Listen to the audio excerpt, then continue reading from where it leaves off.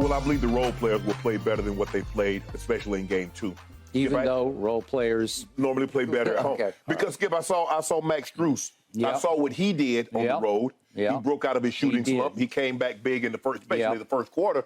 He scored 12 of his 14 points in the quarter. Really got them off to a great start. Yep. I'm expecting Jamal Murray to play more like game 1 than game 2 because he broke out in game 1. He had first half, he had 18 points.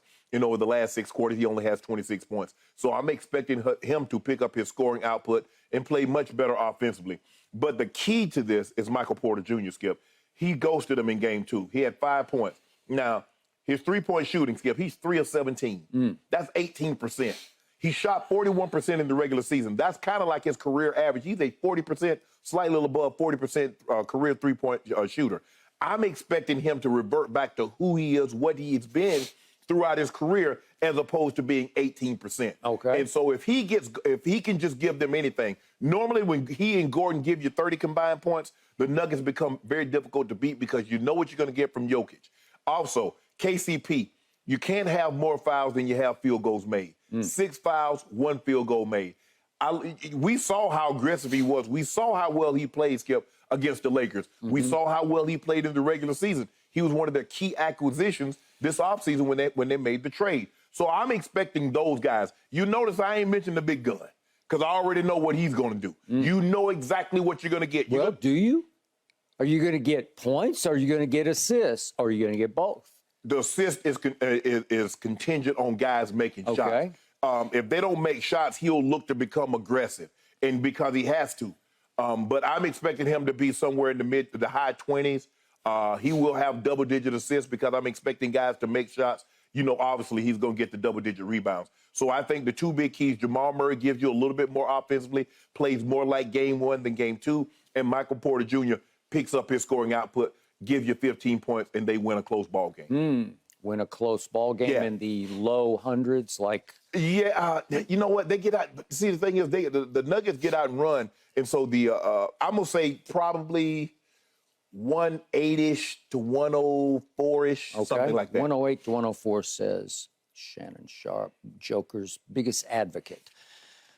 I got to say, you got a lot of notes over there. You got a lot of ammo. I've never seen so much preparation. I've never seen so much research. This is my little game notes right here. Really? Okay, well, you got them everywhere. I'm starting to feel overmatched, right? You will be tomorrow morning. Really? Okay. I'm going to come out here with an encyclopedia notes. All right. I was hoping, against hope, that maybe we would have a Tyler Hero sighting tonight. Right. Eric Spoelstra ruled that completely out yesterday. No Tyler Hero for Game 3. You still having swelling in the hand, right? It's a little sore, he said. He has a broken hand. Right. They put a screw in it. I don't know. It just happened not that long ago. It was Game 1 of the playoffs, but it was against Milwaukee. And obviously, to date, they haven't missed him. So to start off, I'm going to quote the now late, great Tina Turner, "We don't need another hero." Remember that from Mad Max Beyond Thunderdome? Did you actually see that? I actually saw that with Mel Gibson. I actually liked that. I love the Mad Max series. Thank you. So did I. We don't need another hero because we got enough of them. They come from everywhere when you least expect it. Do I expect Duncan Robinson to start the fourth quarter tonight to score 10 points in 2 minutes and flip the whole game on its head? I do not. Right.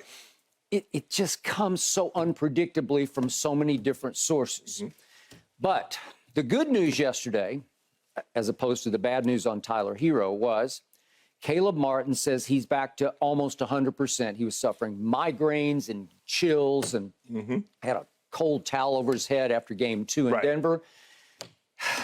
This is the same Caleb Martin, once cut by Michael Jordan in Charlotte, who then turned his game around to the point that he should have been the MVP of the Eastern Conference Finals. Because over the last 5 games of the Eastern Conference Finals against the mighty Boston Celtics, Caleb Martin went for 19 a game with 7 rebounds.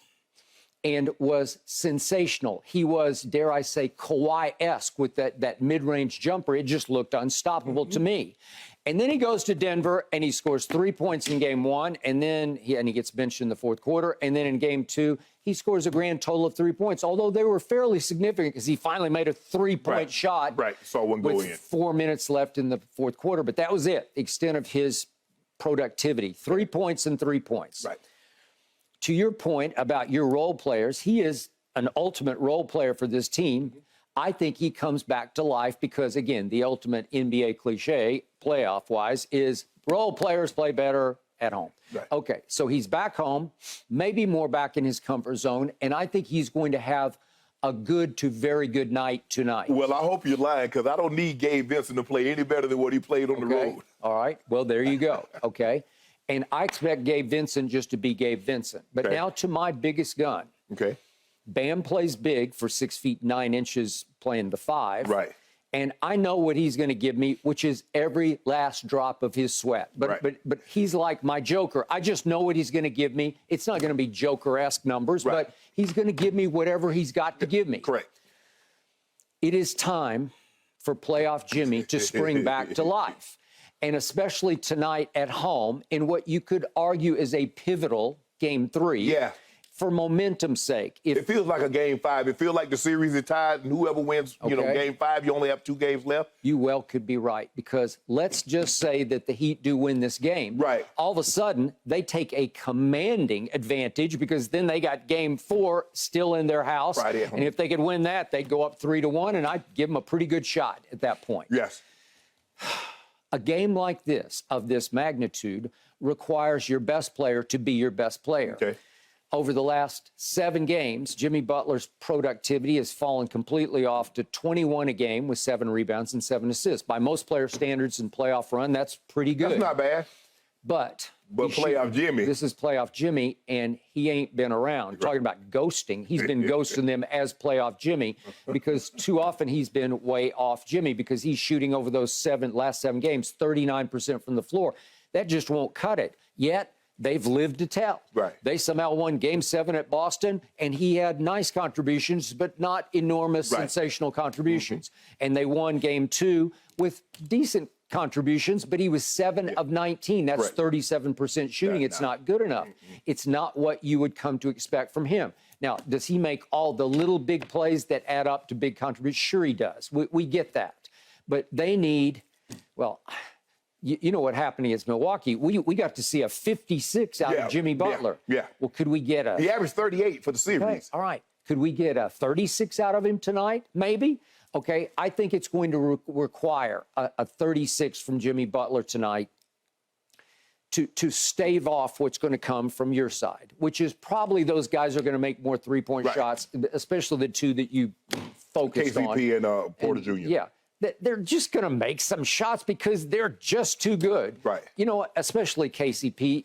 He won a championship with the Lakers. He's been a solid, steady, dependable contributor on both ends of the floor. I expect them to play better. All right, now back to your guy, the Joker. I do think that thanks to the brain trust of the Miami Heat, starting with Eric Spoelstra and going upstairs to the Godfather, Pat Riley, I think they got in their cave, as they called it. And they did try to come up with a new formula whereby to at least sort of antagonize, distract, frustrate Joker by forcing him into an identity crisis, because he did have one the other night, because after a while, the reluctant scorer that he is in the second half, he's saying, wait a second, somebody, if you guys aren't going to do it, I'm going to do it. Because he had no choice. They forced him into that situation. They forced him into it, and he scored 41 total, but he scored 28 in the second half. And guess what, ladies and gentlemen? The Heat stole Game 2. Right. Well, can he play much better than 28 in the second half? I don't think so, because in the fourth quarter, he was scoring at will and on Bam and on Caleb and on anybody else, right? Right? Well, I think the thing is, Skip, if you look at Game 1, he had 3 shots total at the half. They were up 17. Yep. He goes into the fourth quarter. He has only taken 2 shots in 12 minutes of the third quarter, so he has 5 shot attempts, and they're up, 19-21. So it goes to show you, as long as guys are making shots, he's very, very reluctant to try to put the ball into the basket because he wants everybody to maintain their rhythm. Now, as you mentioned, they got outscored in Game 1, 30-20. As the game tightened, he started to take over. He started to take more. He started to be more of an offensive threat. And obviously, he wound up with only 4 assists. But go ahead. No, I'm saying in game one. Yeah. Oh, in game one. Game one. Remember, Because remember they went on that run, got the game down to 9. Once he got Right. So he felt he's like, okay, now I got to get going. Yep. But in game 2, they started. I mean, basically once the Heat got going from the jump because they were up at one point like 13. And then the Nuggets come back and take control of the Heat come back and take control of the game, Skip. And he's looking around and Michael Porter Jr. is clanging. He's looking around and KCP is clanging. And nobody's making shots. So now he's like, what? Man, we see it's a 5-point, it's a 9-point, it's 11-point. I got to go. Okay. The Heat are still being underestimated, especially on the defensive end, because they don't have a reputation for being a shutdown defensive team. But their mindset, their IQ, their willingness to commit body and soul to the defensive end is still being underestimated. Yeah. Because those shooters you're talking about, I do think much of the time they had hands in face, much more than the Miami shooters had hands in face. Because that's why Michael Malone went into his Shakespearean tirade, is because they're just leaving too many shooters wide open. Well, Skip, how many times you going to let them run that curl action and then the guy flares to the corner for a wide open 3? Michael Porter Jr., how many times you going to do that? Brown, the young guy, the rookie guy from Kansas. Yep. How many times you going to let him run the curl action off the pick and then the guy flares to the corner and shoots a wide open shot? And you go the wrong way. Okay. But Skip, here's the thing. The difference is, you're right, maybe some of those shots were contested, but how many shots did we see the Lakers contest and they still splash? Whether it was Jokic, whether it was Porter Jr., whether it was KCP, whether it was Jamal Murray, it didn't even matter if they got a hand in his face. Okay, they shot out of their mind, just the way the Heat continue to shoot out of their mind. Okay, so is it possible the Heat get turned back into pumpkins tonight at home, as we thought in game 1 they were, exposed as frauds? It's possible, but they are shooting as a team from 3, 39%, which is a little better than your team is shooting at 38.2. But the thing is, Skip, with the Nuggets, they shot good from the 3 all year. You guys didn't shoot. The team didn't shoot good from the 3. They 27th in the league from 3 during the regular season. They had some guys hurt, but they're a team that does not focus on regular season. Playoff Jimmy he hides in the shadows and he saves himself and paces himself. And all they care about is, are we in the play-in? Because if we're in the play-in, we got a shot. Right. Okay, so this is 20 games into the postseason now. Right. So it's a 20-game sample size. That's pretty big to me. Yeah. And if you can shoot 39%, it's almost 40% of your threes. Yeah. I mean, a lot of individuals in this league would love to shoot 39 or 40%. For sure. That will translate. Could they have an off night tonight? Sure they could. But again, the numbers are screaming probably not.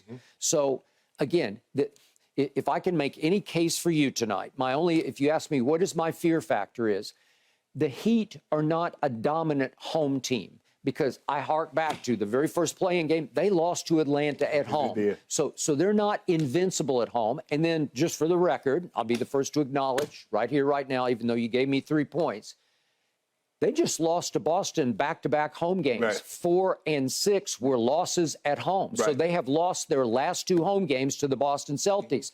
Both of them at the time kind of shocking, because they were kind of lifeless in both those games. Game 4 was a blowout. Game 6 obviously was the buzzer beater. And I think the thing, Skip, is that if you look at it, down the stretch, Trae Young made every play. Whether he made a play for himself, or he got fouled, went to the free throw line, or he was throwing lobs to again, that was the game. The Hawks out-rebounded them 62-39. Exactly. And so when it comes down to it, you're just going to have to make shots. Because when you look at it, it's not like they stole the ball. They had like 10 turnovers. They forced 5. You only had 5 steals. They only had 4 blocked shots. So they're, like you said, they're not a lockdown. They're not the 96 Bulls that you got to struggle to get the ball up 94 feet because they're hounding you from end to end. That's not what they do. They do hustle. Ball hit the floor. You're going to see 2 or 3 guys on the floor. The guys go, ball trying to get out of bounds. They're going to try to make a play on it. That's who they are. But I think the Nuggets, if they just get one guy, be it Gordon or Michael Porter Jr., I'm hoping it's Porter Jr. because he's a better 3-point shooter. Gordon just needs to take more shots. 7 shots is not nearly enough for someone of his caliber. I'm expecting Michael Porter Jr. tonight, Skip. I'm expecting him to have 4 or 5 threes made. Okay. I hope, to your point, I hope Aaron Gordon takes 20 shots tonight. They ain't going to take 20. Well, I'll take it. I bet you would take Aaron Gordon, I'm writing it down, 20 shots. You're good. You have my green light. Please shoot 20 times. He needs about 10. He needs about 10 to 15 though. Okay. Sure. In the end, I believe that the Heat that I picked to win all these series will prove once again to be the mentally and physically tougher basketball team than your team. It boils down to just that, mentally, physically tougher. It boils down to a Kyle Lowry at age 37 who just has that Nova toughness, that Philly badass in him. He's got that he knows how to win basketball games at the highest level. No. Well, Skip, look, the one thing that they did in the other previous series, when the clutch situations, they made every play. The dribble handoff, the pick and roll, whatever the case may be, they got whatever they wanted in those situations. The other night, they didn't. They had 3 turnovers, which is not a lot. But when you're behind and you're trying to fight back, every possession matters, and it's magnified even more.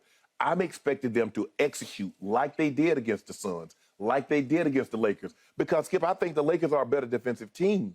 When you look at AD and you look at some of the guys down there, Schroeder hounding the ball, I think they're a better defensive team than the Miami Heat. Okay. I'll even give you that. It's just, it's savvy, it's IQ, it's experience. Yes. It's making the defensive play at the moment. Like Jimmy Butler getting the switch on Jamal at the end and getting a hand in his face, and he was just a little off on the tying 3. But see, Skip, I don't know why, because here's the thing.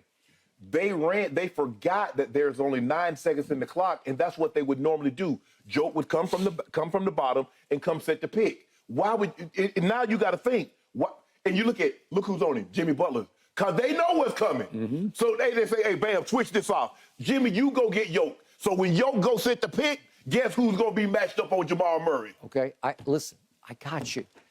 The Heat do play high-level chess. This is a chess game, and they keep checkmating you because they're a move ahead of you. So what happened in the 2 combined fourth quarters? I know one was on borderline blowout in game 1. They outscored them 30-20 in game 1 and 36-25 in game 2. So combined, 66 to 45. 66 to 45 at Denver against a team that had not lost a single home game through this playoff run. 66 to 45. I believe it'll be a close game. I think it'll go down to the wire, and I think the Heat will outscore the Nuggets once again in the fourth quarter to win, and this is my favorite score with the Heat, 105 to 103, home team. This way, I won't even need my 3 points, right? You're not gonna get it. Y'all not gonna win outright. Okay. Well, you've got them winning barely you're beating me by 1 point. That's all I need. Yeah, how many games do you done got by backdooring me? You got to make about 50. Exactly. You shouldn't even take it. I mean, if I was you, I wouldn't even take it. Like, man, you know what? He done had me beat for the whole 47 minutes, and then they get a lucky tip in. So I should just give in. And that's what I would do if I would do that if the shoe was reversed.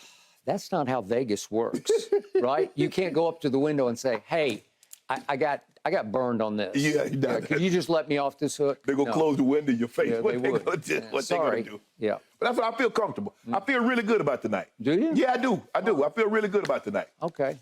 I'm thinking about increasing the case. If you'd like to do that, sir. Really?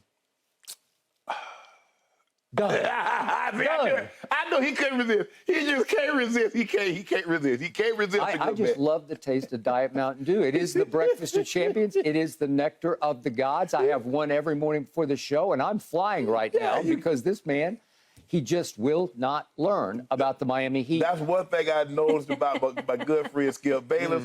There's not a good bet. He just can't turn it. He knows better. He knows, like, I got one. I should just keep walking. He goes, oh, you want to bet it? Okay. You should have just kept walking. All you got to do is keep walking. Somebody just walked right into a trap. Thanks for watching, Undisputed fans. Subscribe here to get the very latest from Skip and Shannon. Plus, go watch a few segments from our other shows on FS1.